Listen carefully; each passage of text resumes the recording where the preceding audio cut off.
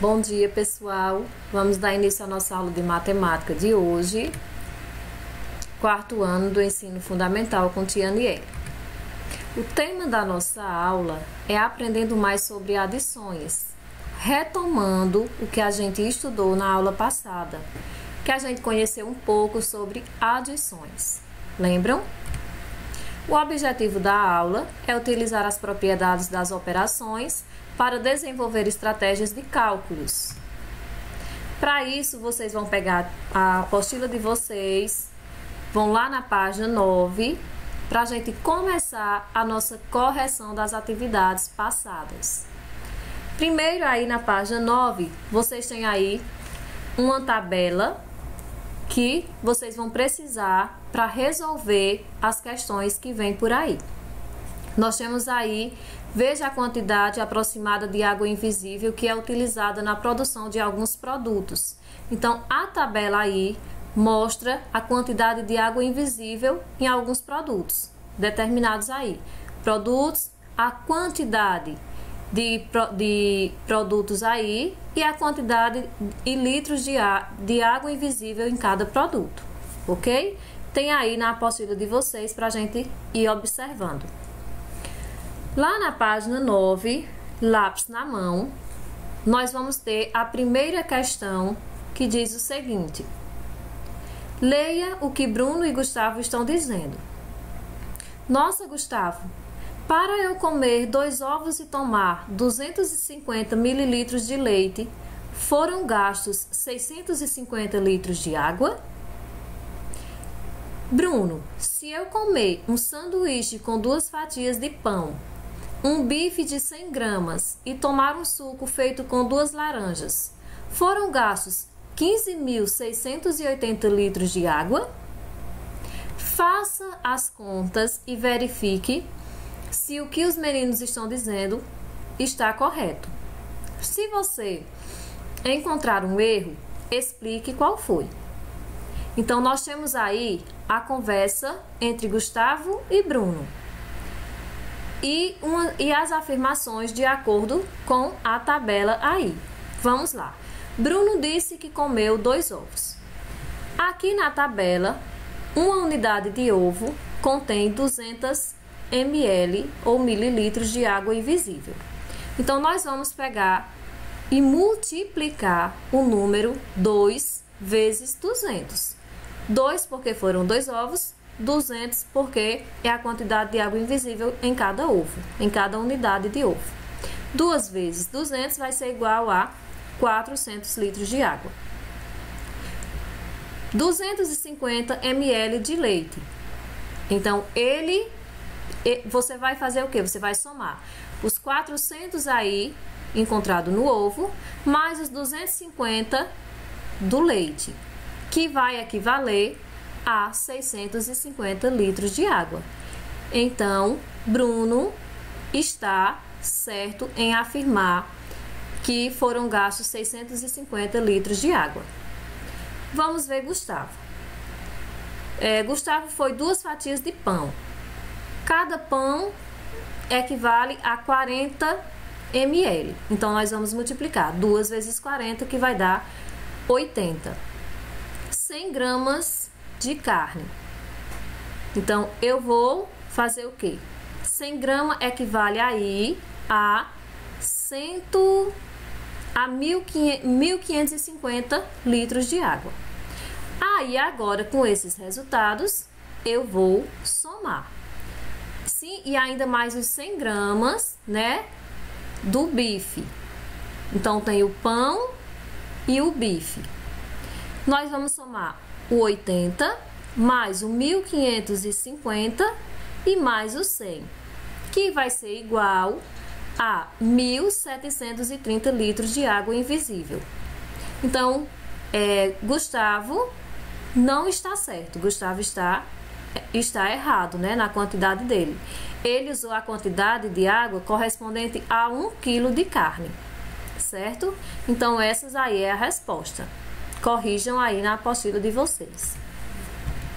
Vamos aí agora para a página 10 da apostila, para a gente calcular a questão 2, que também nós vamos lá para a referência lá da tabela da página 9.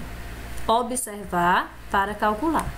A segunda questão diz o seguinte: Beatriz vai fazer um bolo que usa estes ingredientes. Aí do lado tem os ingredientes que Beatriz vai usar: 3 ovos, 250 gramas de farinha de trigo, 250 gramas de açúcar, 100 gramas de manteiga, 3 maçãs, 150 ml de leite. Calcule quantos litros de água foram utilizados para produzir os ingredientes dessa receita. Então, para mim saber, eu tenho que voltar lá na tabela e observar os produtos e a quantidade de litros de água em cada produto. No ovo, em cada ovo são 200, então eu vou multiplicar 3 vezes 200, que vai ser igual a 600. 600 litros de água aí no ovo, que a gente já descobriu. A farinha, esse vai ser um passo a passo. Então, primeiro nós vamos no passo a passo descobrir cada um dos ingredientes, ok? Então, vamos lá. O do ovo deu 600 litros de água. Farinha, a farinha foi utilizada 250 gramas. Aí, nós vamos fazer aí o cálculo. 1 quilo é igual a 1000 gramas. Então, 1000 gramas vai ser igual a 1.300 litros. 100 gramas vai ser igual a 130 litros. E 50 gramas vai ser igual a 65 litros. Então, eu vou somar esses 3 resultados e vou obter 325 litros de água da farinha, certo? Da farinha, 325 litros de água. No açúcar, o açúcar foi utilizado 250 gramas. 1 quilo vai equivaler a 1000 gramas, que vai ser igual a 1.500 litros. 100 gramas vai ser igual a 150 litros e 50 gramas vai ser igual a 75 litros. Eu vou pegar esses 3 resultados e vou somar. 150 mais 150 mais 75 vai ser igual a 350 litros de água. Agora o da manteiga. A manteiga foi usado 100 gramas. 100 gramas, que 1 quilo corresponde a 1000 gramas e 1000 gramas vai equivaler a 5.550 litros. Então, 100 gramas equivale a 550 litros de água. Maçã, foram usadas 3 maçãs. Então, cada maçã são 70 litros, eu vou multiplicar 3 vezes 70, que vai ser igual a 210 litros de água. O leite foi 150 ml. Se em 1000 equivale a 1000 litros, então 150 ml vai equivaler a 150 litros de água. Agora que eu descobri o resultado de cada um dos alimentos, eu vou pegar todos os resultados e vou somar. O primeiro resultado dos ovos, 600, mais 325 da farinha, mais 375 do açúcar, mais 555 da manteiga, mais 210 das maçãs, mais 150 do leite. Então, a resposta aí é: foram utilizados 2.215 litros de água, certo? Então, corrijam aí a segunda questão de vocês. Vamos aí para a terceira questão da apostila, ainda na página 10, que diz o seguinte: considerando os dados da tabela da página 9, podemos representar a quantidade de água utilizada para a produção de uma laranja com uma gota como esta. Aí a pergunta é: quantos litros essa gota representa? Então, você vai ter que considerar lá a tabela lá da página 9 para poder responder a letra A, que corresponde a quantos litros essa gota representa? 50 litros, de acordo com a tabela lá da página 9. Vamos aí para a letra B. Na letra B diz o seguinte: quantas dessas gotas serão usadas para representar 1 kg de carne bovina. De acordo com esses 50 aí, 1 kg de carne bovina é representada por 310 gotas, ok? Nós vamos ter 1 kg de carne bovina vai ser igual a 15.500 litros. Para representar 10.000 litros, são necessárias 200 gotas, pois 10.000 é igual a 50 vezes 200. 50 por quê? Porque cada gota representa aí os 50, certo? Como 5.000 litros é metade de 10.000, para representar 5.000 litros, são necessários 100 gotas, certo? E para representar 500 litros, são necessários 10 gotas, pois 50 vezes 10 é igual a 500. Então, eu vou somar nesse raciocínio. 200 mais 100 mais 10, que vai ser igual a 310 gotas. Aí, na letra C, também você vai precisar voltar lá na tabela para completar a tabela da letra C.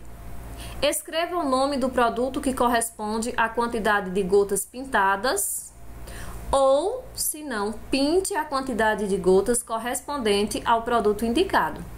Então, você volta aqui na tabela, dá uma olhada aí nos litros, na quantidade, e vamos aí corresponder aí de acordo com as gotas.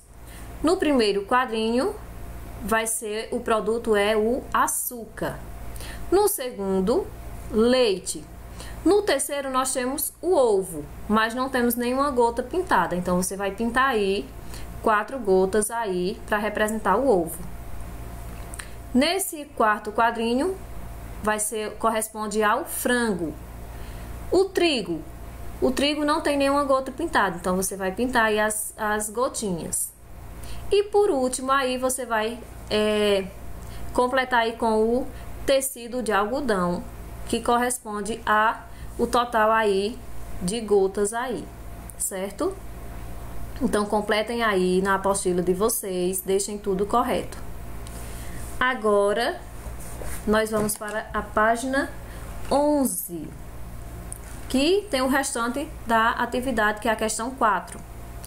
Para produzir 1 kg de papel, são necessários 540 litros de água. 540 litros de água, essa é a primeira informação do problema. Uma empresa gasta, em média, 60 kg de papel por mês para imprimir documentos usando apenas um lado da folha. Então, esses 60 kg é a segunda informação do problema. E eles usam apenas um lado da folha. Vem a perguntinha da letra A. Ao usar os dois lados da folha para imprimir um documento, quantos litros de água seriam economizados? Você vai pegar aí as duas informações do problema e fazer primeiro uma multiplicação. Então, eu vou pegar aí o número 60 quilos de papel, vezes 540 litros de água.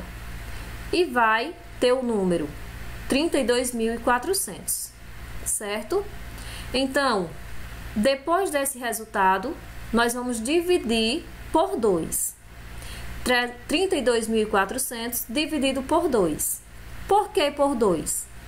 Porque a pergunta é, ao usar os dois lados da folha. Então, se eu usar os dois lados aí, quantos litros de água seriam economizados? Vamos ver. Então, se eu dividir 32.400 dividido por 2, vai ser 16.200 litros de água. Então, a resposta é, seria economizados 16.200 litros de água. Letra B. Na letra B, vem a pergunta. Para quantas pessoas essa água seria suficiente no mesmo período? A resposta é, a água seria suficiente para 5 pessoas durante um mês. Ok? Deu para vocês entenderem? Então, façam aí a correção de vocês. E vamos continuar ainda na página 11 com as adições aí. Seguindo pistas. Uma adição é feita de parcelas e o seu resultado é chamado de soma. Para essas atividades, você vai precisar de uma calculadora e de um lápis de cor. Efetue as adições e anote as somas no quadro. Então, a calculadora aí você pode usar sim, mas seria interessante primeiro você calcular, rabiscando lá no caderno de vocês. Peguem aí o caderno e vão tentando fazer. E depois vocês peguem a calculadora e podem fazer sim a correção para ficar tudo certinho, certo? E vocês também vão precisar de um lápis de cor. Por quê? Porque nós temos aí duas colunas. Nós temos a primeira e temos a segunda. E nós temos aí resultados iguais. Então, a primeira coluna vai corresponder a alguns resultados da segunda coluna. Como é que eu vou saber disso aí? Fazendo os cálculos e descobrindo os resultados e quais são iguais. Então, nós temos aí 987 mais 347. Equivale a quanto? 1.334. 209 mais 981, 1.190. 2.345 mais 3.549, 5.894. 1.349 mais 2.457, 3.806. 14.059 mais 28.364 vai ser igual a 42.423. 450 mais 572, nós vamos ter 1.022. 14 mais 28 mais 65 vai ser igual a 107. Do lado direito aí da coluna, nós temos aí a correspondência dessas mesmas parcelas, só que mudadas de lugar. Mudamos apenas a ordem das parcelas. Mas se você observar, o resultado vai ser o mesmo. Então, você vai pegar com o seu lápis de cor, sua cor preferida, e você vai pintar correspondente ao mesmo resultado. Por exemplo, essa primeira aí, a primeira linha aí da tabela, 987 mais 347, é a mesma linha da tabela aqui do lado direito, a última, que trocou de posição aí a ordem, trocou a ordem aí.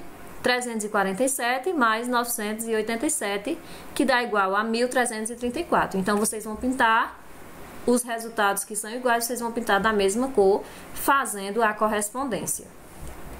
Deu para entender? Certo? Agora, vocês vão pegar o livro de atividades de vocês e vão abrir lá na página 30 para a gente fazer a correção. Diz o seguinte: nós temos aí uma tabela em branco para você completar. Para completar essa tabela, você vai precisar voltar aqui na página 29 e observar a tabela da primeira questão, certo? Complete a tabela com a quantidade de cada ingrediente em mililitros. Lá na página 29, nós temos aí a capacidade de cada objeto aí de medida. Xícara de chá equivale a 240 ml, o copo americano equivale a 190 ml e uma colher de sopa equivale a 15 ml. Então, essas informações você precisa saber para poder resolver a letra B.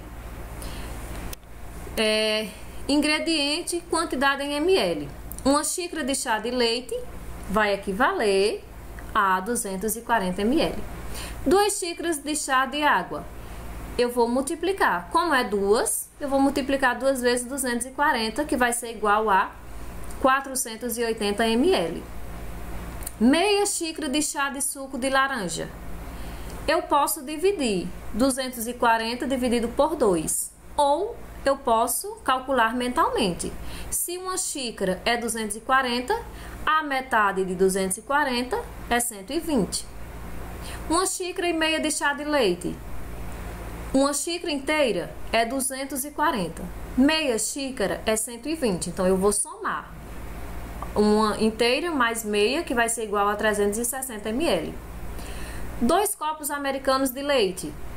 Cada copo americano equivale a 190. Então, se eu tenho 3, eu vou multiplicar. 3 vezes 190, que vai ser igual a 570 ml.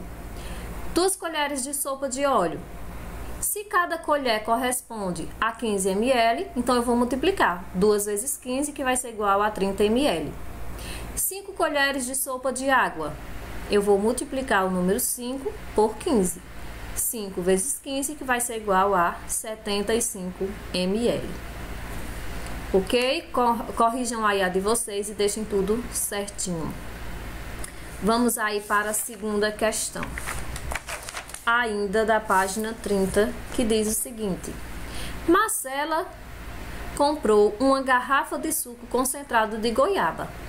Aí, na apostila de vocês, tem a garrafinha do suco de goiaba concentrado, que equivale a 500 ml a garrafinha. E nós temos aí do lado da garrafa o modo de preparo, que diz o seguinte: diluir uma parte de suco concentrado em 4 partes de água e adoçar a gosto.